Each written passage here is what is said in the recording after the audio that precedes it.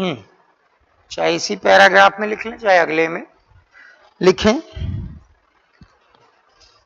1453 में कुस्तुनतुनिया पर तुर्कों का अधिकार हो गया।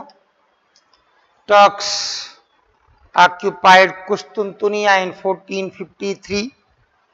1453 में कुस्तुनतुनिया पर तुर्कों का अधिकार हो गया।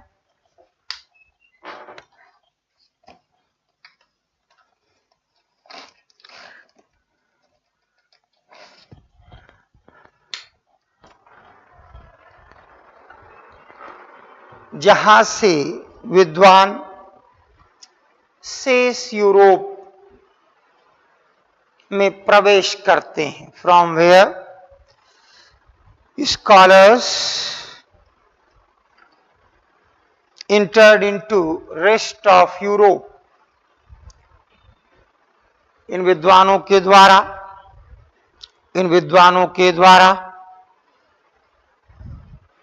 जो ज्ञान विज्ञान प्रचारित किया गया, the knowledge which was propagated by these scholars वह पुनर्जागरण का आधार बना, became base of the Renaissance। वह पुनर्जागरण का आधार बना, became base of the Renaissance। चीन में कुबलई खान के दरबार में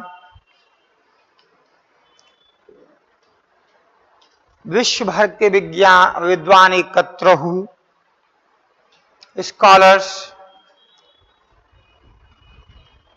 from rest of world were gathered in court of Kublai Khan in China। Court of Kublai Khan in China एकत्र हुए।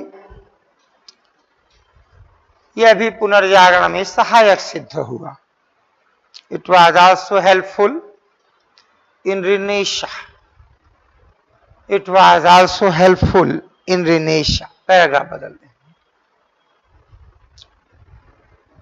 पुनर्जागरण का स्वरूप, नेचर ऑफ रिनेशा। पुनर्जागरण के केंद्र में मानव था। ये क्वेश्चन तक आ जाता है। पुनर्जागरण के केंद्र में मानव था। Human being was in the centre of renaissance. मानव की भावनाओं को समझने का प्रयास किया गया। It was tried to understand the feeling of human being,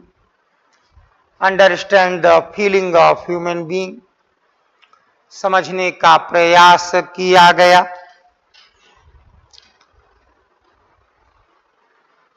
पुनर्जागरण मानवतावाद के लिए जाना जाता है। Renaissance is known for humanism।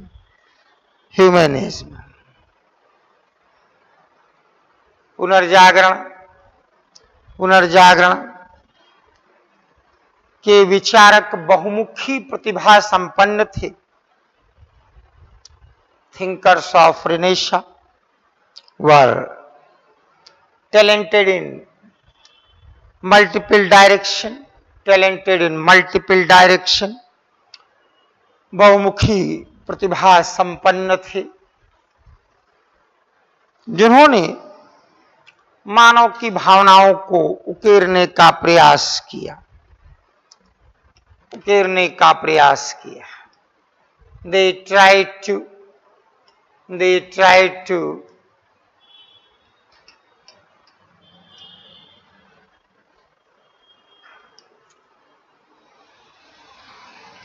carve the human feeling। ध्यान देंगे, ये सेंट पीटर्स चर्च, इसको बनाने में बहुतों की जिंदगी का बड़ा हिस्सा चला गया। यहाँ मरियम और यीशु को दिखाया गया है। इस बार कोई कोशिश नहीं की गई कि वो दिव्य दिखे, मरियम मां दिखे और यीशु अबोध शिशु दिखे। आप देखते होंगे तमाम लोग भगवान कृष्ण का मैसेज एक मॉडल टाइप का कोई व्यक्ति होता है जिसने किसी अननोन सा सिर्फ का नाम भर के एक सीरियल में कृष्ण का रोल कर दिया होता है। उसी मॉडल को कृष्ण के रूप में रख के और एक मैसेज लिख देते हैं। वो न कृष्ण लगता है और न वो मैसेज भगवान कृष्ण का लगता है। जबकि हकीकत ये है कि अगर ईमानदारी से कोई अभिनय करता है तो लगता है शायद ऐसा ही रोल किया होगा क्या। जब महाभारत बी.आर. चोपड़ा वाली देखिए नीतीश भारद्वाज को, तो लगता है शायद ऐसा ही कुछ रहा होगा क्या माहौल। तो इस बार कोई कलाकारों ने चेष्टा नहीं की कि मरियम एक देवी जैसी दिखे और यीशु ईश्वर की संतान दिखे। यीशु अबोध शिशु दिखने चाहिए, मरियम मां जैसी दिखनी चाहिए। इस युग में इस बात का कोई महत्व नहीं था कि जिनको वो चाहते हैं उसके व्यक्तित्व में अन्य कौन से गुण हैं। सेलिनी, उसको मृत्युदंड की सजा हो गई थी, तमाम प्रकार के आरोप लग गए थे उसके ऊपर, लेकिन टैलेंटेड बहुत था। उसकी अपनी फैन फॉलोइंग थी। ये शब्द फैन फॉलोइंग इसी युग की देन है। आप देखते होंगे आपको अपने हीरो पसंद हैं, फिर उनके कैरेक्टर और उनके जीवन से आपको कोई मतलब नहीं, आपकी अपनी फिर उनके साथ उनका एक आपका अटैचमेंट बन जाता है और उनकी एक फैन फॉलोइंग बन जाती। ये इसी युग से सामने आया। तो अच्छा भी है और बुरा भी है। अच्छा ये है कि व्यक्ति अगर थोड़ा भी टैलेंटेड है, टैलेंट की कदर तो होगी। बुरा ये है कि फिर उस टैलेंट के नाम पे कुछ भी कर ले। भारत जैसे देश में मैंने कहा ना, यहाँ पुनर्जागरण विकृत हो गया। कोई फिल्मों में थोड़े बहुत रोल करके नाम कमा ले, फिर चुनाव क्यों लड़ता है? आपने उसको जो प्रेम दिया वो फिल्मों के कारण से दिया है, इन चुनाव लड़ने क्यों चला आता है? उसके लिए तो आपने प्रेम दिया नहीं। तो बहुत घटिया सांसद सिद्ध होता है। इस बैकग्राउंड से जितने लोग आए हैं सबके अपने अपने निर्वाचन क्षेत्रों में पोस्टर लगे, ये मिसिंग है, गायब है, पता नहीं चला, इसलिए कोई दोबारा नहीं लड़ा। एक आध उदाहरण को छोड़ दिया जाए जो समाज सेवी टाइप के थे, सुनील दत्त वगैरह को, बाकी सभी मिसिंग ही रहे। और जनता 5 साल पूरी रोती रही। रोते तो हर जगह के लोग हैं, लेकिन वो ज्यादा रोए। ये पुनर्जागरण का एक बहुत बेहतरीन असर ये था कि मनुष्य को इस समय केंद्र में रखा गया। इस समय बात बात पे देवताओं की चर्चा नहीं की गई, इहलोक की चर्चा की गई। परलोक पे की समस्याओं को नहीं बताया गया। इहलोक में गरीबी है तो परलोक में हमें स्वर्ग मिल भी जाएगा तो हम क्या कर लेंगे, ये बोलने का साहस दिखाया पुनर्जागरण। तो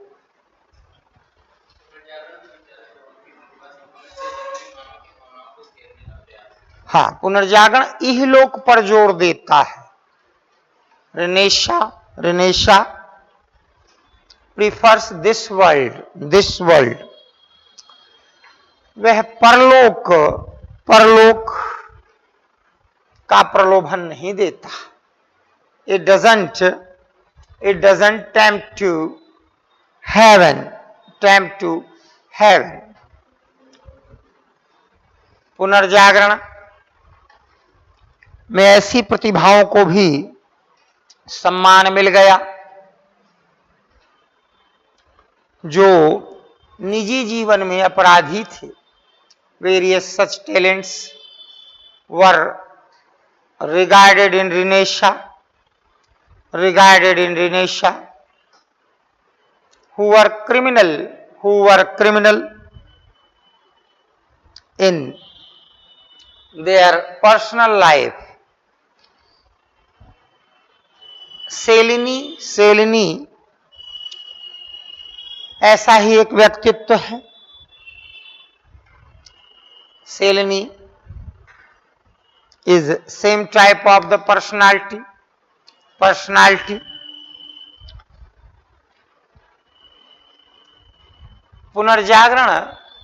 पुनर्जागरण ने मनुष्य के दर्द और भाव को समझने की चेष्टा की या भावनाओं को समझने की चेष्टा की।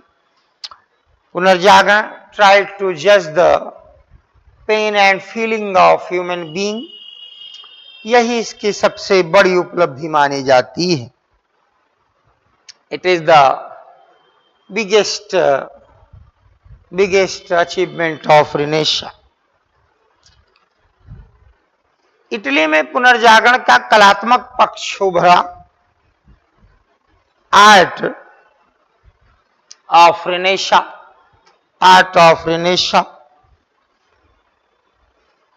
was promoted in Italy.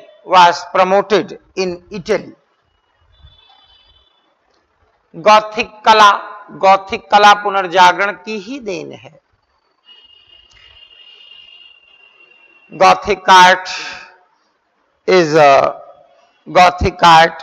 a legacy of Renaissance।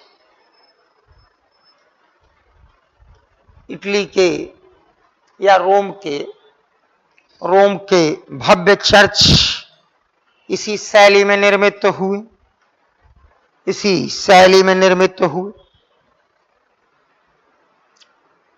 Rafale और माइकल एंजेलो ने सेंट पीटर्स चर्च को सजाने में अपना पूरा जीवन लगा दिया।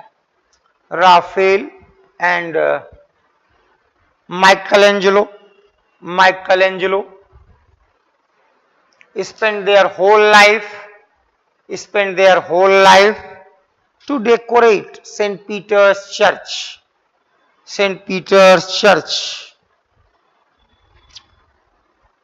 इसी प्रकार गिबर्टी और माइकल एंजेलो इस युग के प्रसिद्ध मूर्तिकार थे। इन सेम वे गिबर्टी और Michael Angelo were renowned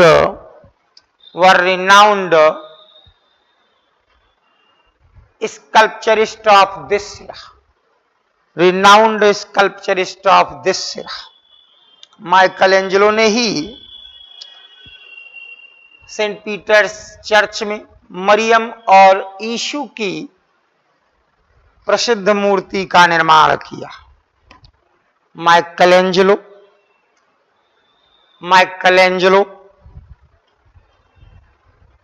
made renowned idol of Jesus and Maryam for St. Peter's Church। Paragraph बदल दें। इस युग के प्रसिद्ध चित्रकार हैं renowned painters of this era Leonardo da Vinci. अब मोनालिसा मत बताइएगा, मोनालिसा को दूसरे नंबर पे रखिएगा।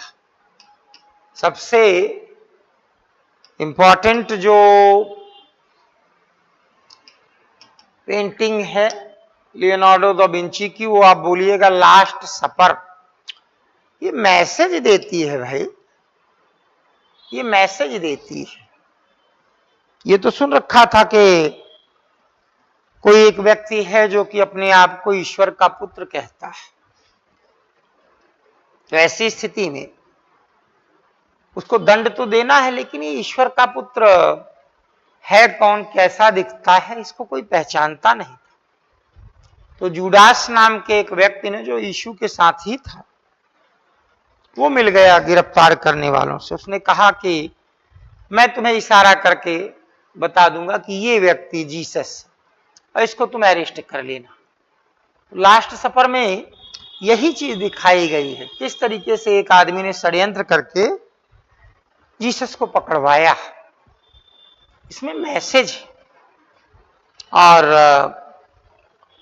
मोनालिसा भी ठीक है, लेकिन वो रहस्य है। रहस्य से मैसेज हमेशा ज्यादा इंपॉर्टेंट होता है। तो लिख लीजिए, लियोनार्डो दा विंची ब्रैकेट में द लास्ट सपर और Mona Lisa, the last supper and Mona Lisa.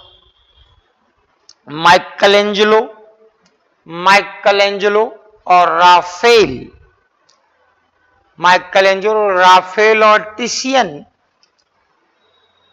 इस युग के प्रसिद्ध पेंटर थे, इस युग के प्रसिद्ध पेंटर थे या चित्रकार थे, were renowned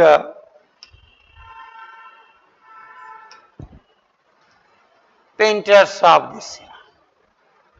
ये राफेल की वो प्रसिद्ध रचना है जिसमें जीसस को, यीशु को बच्चे के रूप में मरियम को दिखाया गया।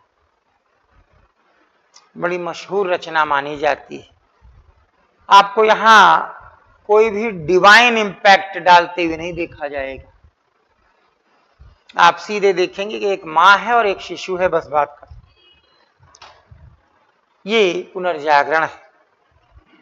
अगर भगवान को दिखाते हैं तो आप देखिए, कल्पना करिए कि हर क्षण जरूरी थोड़ी होता होगा कि भगवान श्री कृष्ण हर क्षण मुकुट पहने रहते होंगे, हर क्षण मोर पंख लगाए रहते होंगे, लेकिन एक परंपरा सी बन गई है कि हम उनको ऐसे ही दिखाते हैं। राजा रवि वर्मा ने एक परंपरा प्रारंभ की थी और बस सभी लोगों ने जो है वैसे ही दिखाना शुरू कर दिया। लेकिन आपको अब चूंकि बहुत पहले हम लोग इस तरीके से नहीं दिखाते थे, सारे चित्र राजा रवि वर्मा की। अब एक परंपरा बन गई बस कि आगे से हिंदू देवी देवताओं को ऐसे ही दिखाना है। अब यही रूप आपको अभी मिलता है, हर जगह मिलता है ना। लेकिन बड़ी सीधी सी बात है कि मॉडर्न पेंटिंग में ऐसी भगवान की ढेर सारी मूर्तियां मिलेंगी जहां वो अब इस इंपैक्ट में नहीं दिखाए जाते जैसे कि राजा रवि वर्मा ने दिखाई है। साधारण तरीके से भी दिखाया जा सकता है उनको, भाई उनके जीवन का एक वो हिस्सा भी तो होगा जो वो एक सामान्य तरीके से जी रहे होंगे, हर क्षण थोड़ी ईश्वर के दिव्य रूप में ही दिख रहे होंगे। जैसे यहां आप जरूर ध्यान से देख सकते हैं, राजा रवि वर्मा की ही मूर्ति है। एकदम सिंपल तरीके से भगवान कृष्ण माता यशोदा को दिखाने की चेष्टा की गई। यहां इस बात का कोई ध्यान नहीं दिया गया है कि वो कोई ईश्वर का रूप दिखाने की कोशिश कर रहे हैं। आप देखिए, एक नायर लेडी के रूप में माया यशोदा को दिखाया गया है और गोद में भगवान श्री कृष्ण। गहने जरूर थोड़े ज्यादा दिखा दिए गए हैं, लेकिन सिंप्लिसिटी पूरी लाने की कोशिश की गई है। ये परंपरा जो है इसी पुनर्जागरण रेनेशा से आगे बढ़ी थी। उसके पहले तो अजीब लगता था, भगवान को दिखा रहे हैं तो कैसे सादगी के दिखा सकते हैं। ऐसे ही टिशियन था, टिशियन के चित्र भी बड़े मशहूर हुआ करते थे। तो सिर्फ लियोनार्डो दा विंची की चर्चा मत करिएगा, राफेल, टिशियन, माइकल एंजेलो सबकी चर्चा करिएगा। चलिए,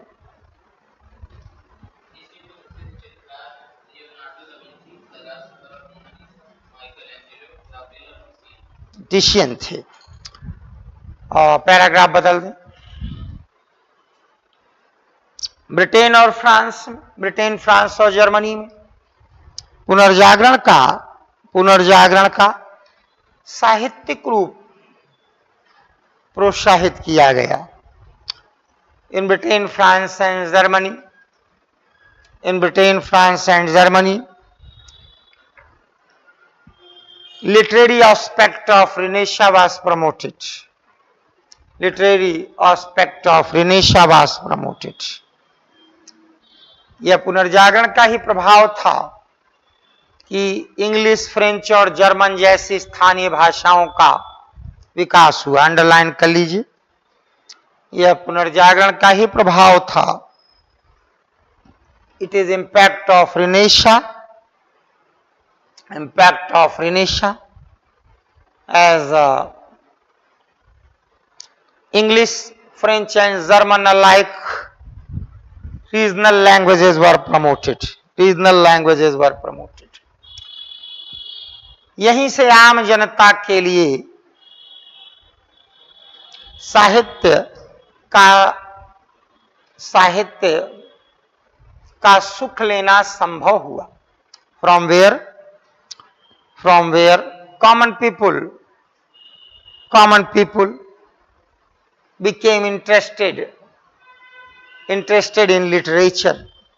कल्पना करिए कि अगर भारतेंदु हरिश्चंद्र ने, राजा राम मोहन राय ने लोकल लैंग्वेजेस, रीजनल लैंग्वेजेस पे जोर न दिया होता तो देश का किसान क्या सोचता, अरे जाने तो बड़े लोगों की बड़ी बातें होती हैं, पता नहीं कौन सा देश गुलाम है, क्या आर्थिक शोषण हो रहा है। लेकिन वही चीज आम जनता की भाषा में, आम जनता के घर घर तक आई, इसने कॉमन पीपुल को उभारा है, जगाया है।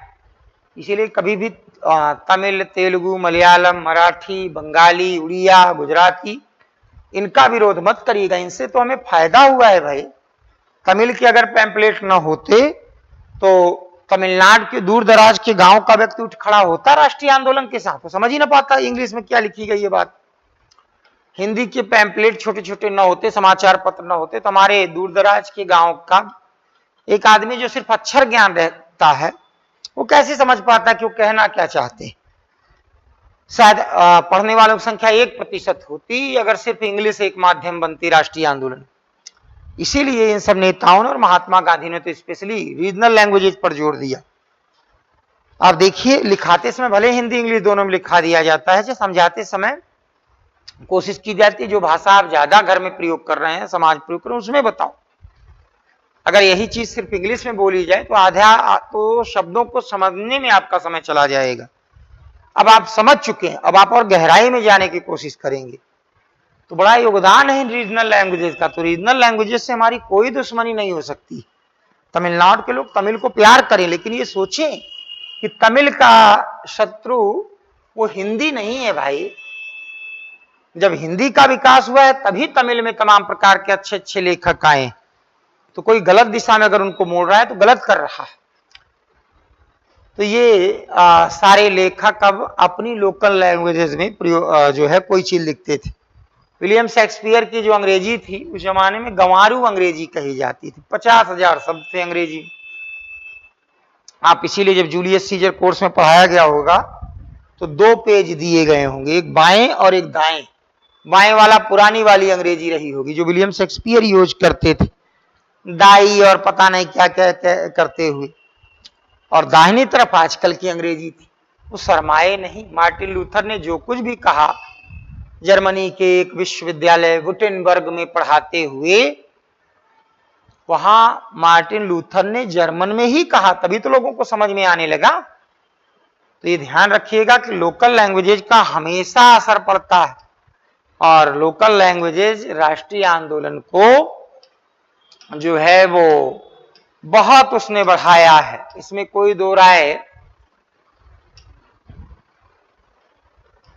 ये वो विश्वविद्यालय है, आप देख सकते हैं, यद्यपि रूप थोड़ा बदला है।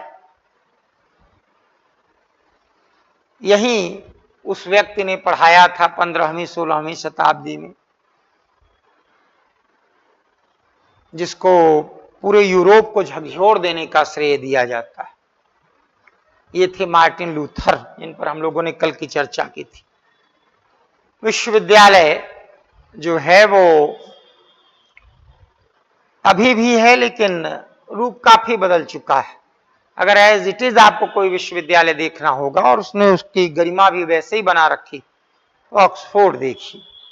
ऑक्सफोर्ड को लोगों ने वैसे ही बना रखा है, और ये जाना गया उस प्रसिद्ध विचारक के कारण जिसको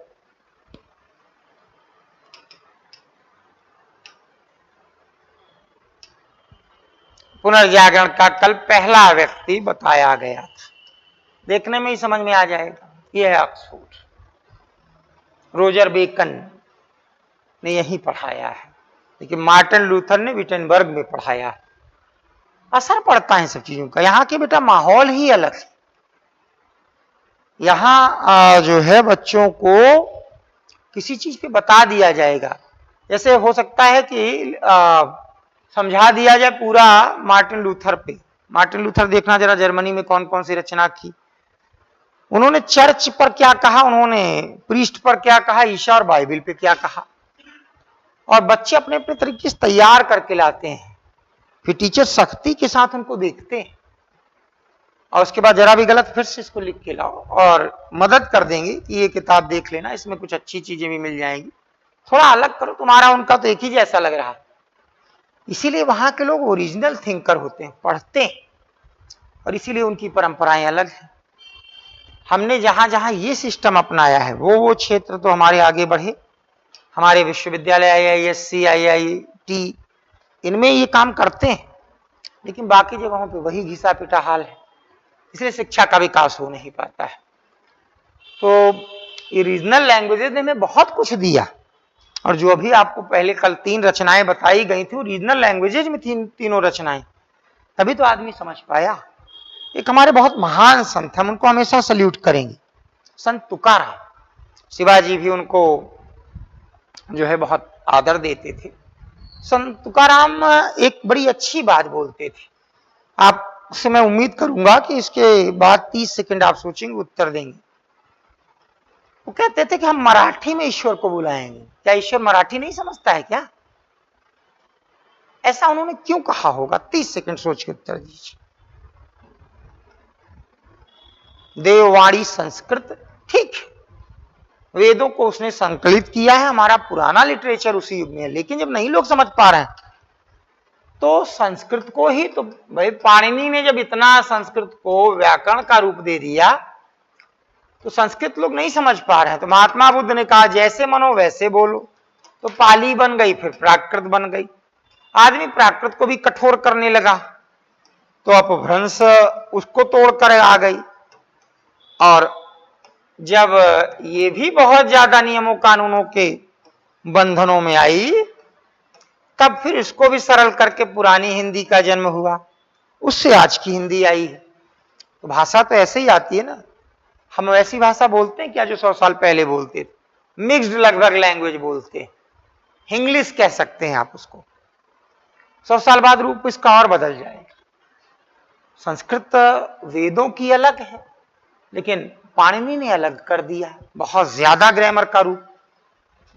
हिंदी का भला हुआ जब हिंदी की तमाम बोलियों को महावीर प्रसाद द्विवेदी ने 100-125 साल पहले ग्रामर दे दिया कि वो क्लास में बोली जा सकती है। आप कल्पना करिए, अगर हिंदी क्लास में न बोली गई होती तो लोकल जब बोलियों में बोली जा रही थी, महावीर प्रसाद द्विवेदी जी के आने के पहले, हम हूनते आए रहे, अभी आप लोगों को लिखने में ना अच्छा लगेगा ना सुनने में अच्छा लगेगा। महावीर प्रसाद द्विवेदी का ये शब्द अस्वीकार्य है, हम इसको एक ग्रामर और एक स्टैंडर्ड देंगे, और आज हिंदी इस रूप में आई है। लेकिन हिंदी में इंग्लिश मिल गई तो इंग्लिश बन गई है। धीरे धीरे धीरे धीरे देखिए आपको एक नई लैंग्वेज का जन्म दिखेगा। तो जो मैंने बात कही, जो एक क्वेश्चन आपसे पूछा कि संत तुकाराम ऐसा क्यों कह रहे थे, इसका कोई उत्तर इतने दिनों पढ़ लिया है। माना जाता है कि वर्ल्ड हिस्ट्री की क्लास समझदार बहुत बना देती है आदमी। अब उत्तर दें, खूब सोच कर, बस ठीक, शुरू करें।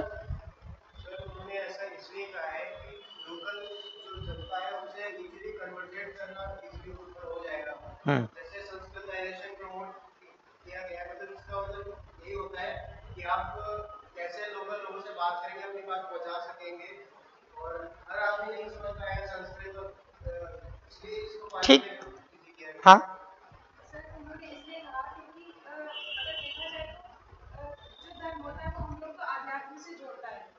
तो आध्यात्म से जोड़ने के चक्कर में कि लोग कर्मकांड से जोड़ने के बजाय कुछ लोग इससे दूर भी भागने की कोशिश करते हैं, वो दूर ना भागने की जगह मेनली आध्यात्म और ईश्वर से जुड़ते हैं। उस समय की डिमांड थी जब जो ब्राह्मणवाद था वो ज्यादा बढ़ रहा था, और इसलिए उन्होंने जो आम जनता थी वो ईश्वर से मतलब ईश्वर को नहीं समझती थी, और उसको उनके पैरों की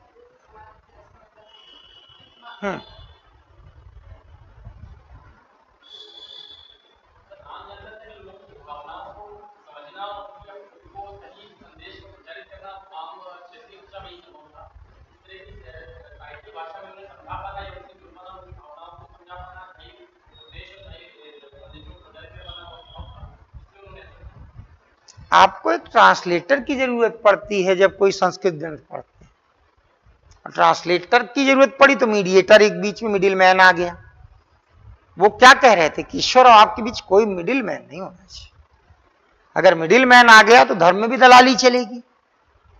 भाई किसी जमाने में फैसिलिटेटर की नियुक्ति होती थी कि आप अदालत को नहीं समझ पा रहे हैं तो एक फैसिलिटेटर की नियुक्ति होगी, लेकिन वो मिडिल मैन बन गए, तो आपके और न्याय के बीच में मिडिल मैन आ गया। तो संस्कृत समझने के लिए मिडिल मैन की जरूरत पड़ती, क्योंकि संस्कृत अब हमारी पढ़ाई का माध्यम नहीं रह गया। वो मिडिल मैन हटा दो, बस ईश्वर से सीधे कांटेक्ट करो, दिल की भाषा तुम बोलो, और उसके बाद अगर दिल की भाषा तुम बोलोगे तो ईश्वर की भाषा भी तुम्हें दिल में ही समझ में आएगी। इसलिए उन्होंने ऐसी बात कही थी। बहुत बड़ा योगदान रहा। अगर ये रीजनल लैंग्वेजेस ना होती, लैटिन में ही चीजें कही जाती, तो कैसे लोग समझ पाते। जैसे मैं आपसे लेसेज फेयर बोलता हूं, कोई नहीं समझ पाता, लेकिन जब कहता है ना कि लीव अस अलोन, अर्थव्यवस्था कह रही है कि हमको अकेला छोड़ दो, हमको स्वतंत्र कर दो, यही लैटिन में है लेसेज फेयर। तो ये आपकी जो भाषा आपको समझ में आ रही है उसका ही प्रभाव। अब आपको समझने में दिमाग नहीं लगाना पड़ा। देकार्त का वो वाक्य किसी ने लैटिन में जाके कल देखा था, जो मैंने बताया था, देकार्त का वो वाक्य कि मैं सोचता हूं इसलिए मैं हूं, ये आपको तुरंत समझ में आ गया। I think therefore I am, ये अंग्रेजी में आ गया, ये भी समझ में आ जाएगा क्योंकि अंग्रेजी भी आप यूज करते हैं। लेकिन लैटिन में समझा था, किसी ने घर जाके देखा था, देखते लगता सर अब अर्थ तो नहीं समझ में आ रहा है, लेकिन जैसे इसको हिंदी या अंग्रेजी में किया जाए तो आपको ज्यादा समझ में आने लगा, तो आप ज्यादा अच्छे तरीके से अपने आप को कनेक्ट करने लगे। पूरी प्रक्रिया ही यही है, सीधे कनेक्ट करिए। मिडिल मैन की क्या आवश्यकता धरी पड़ी, यही पुनर्जागरण का स्वर है, सीधे कनेक्ट करिए। मिडिल मैन हटाने की प्रक्रिया ही पुनर्जागरण होती, चाहे जब हो। तो कुछ लाइन और लिखें।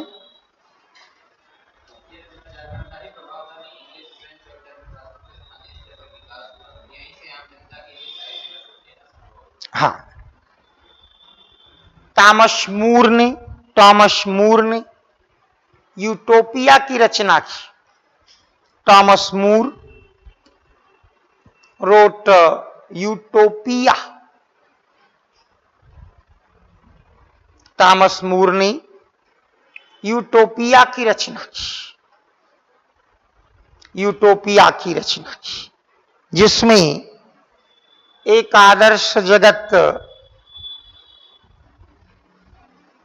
की पुनर्रचना का प्रयास है, जिसमें एक आदर्श जगत की पुनर्रचना का प्रयास है, in which it is tried to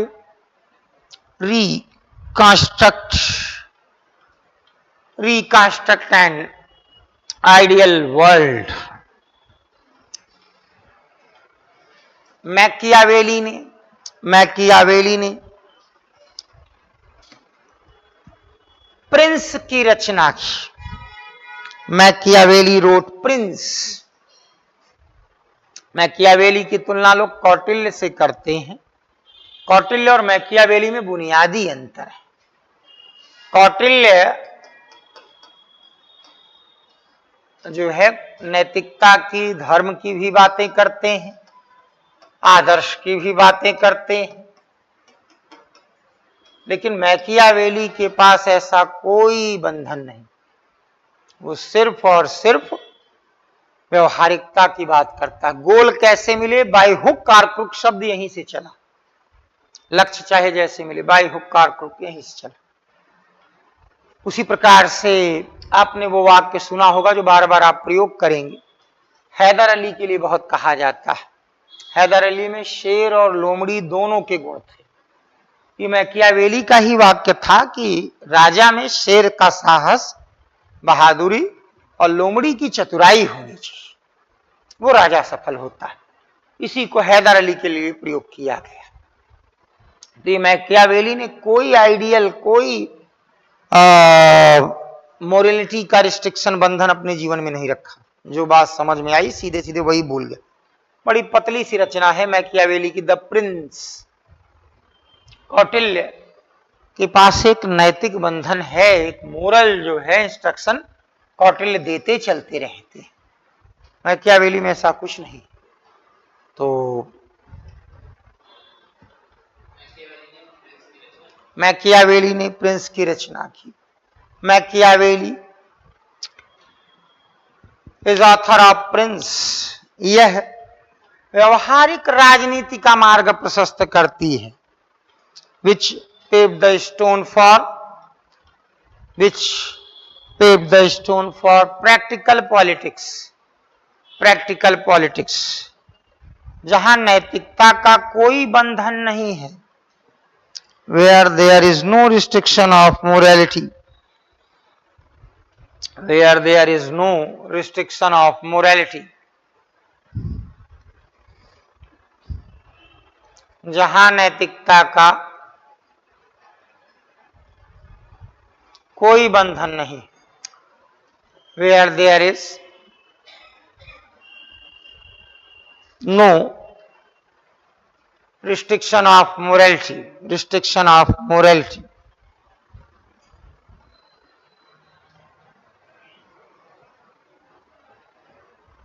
इसी प्रकार in same way William Shakespeare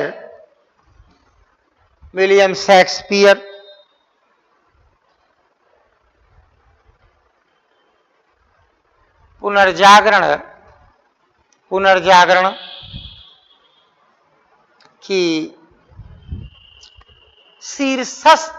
शीर्षस्थ उपलब्धि है। In same way William Shakespeare is apex achievement of Renaissance, apex achievement of Renaissance।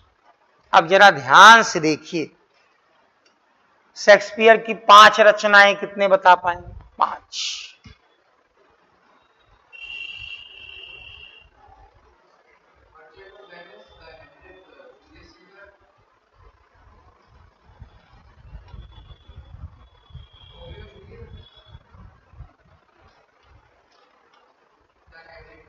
तो आप बता चुके हैं। एक पर तो अभी हिंदी में फिल्म भी बनी है, अर्थ बदल दिया है, लेकिन फिल्म का वाक्य बहुत प्रसिद्ध है। वो शेक्सपियर ने कहा, मैकबेथ। हाँ? सब में कॉमन चीज क्या है? अब यही सोचना है। यहां तक आप सही आ गए। अब सिविल में पतली गलियों में घुसने की कोशिश करनी।